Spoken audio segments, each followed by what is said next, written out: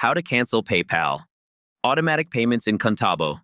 Open the Contabo website and log into your Contabo dashboard. After logging in, go to the billing section from the dashboard menu. In the billing section, find the payment methods area where your current payment methods are listed.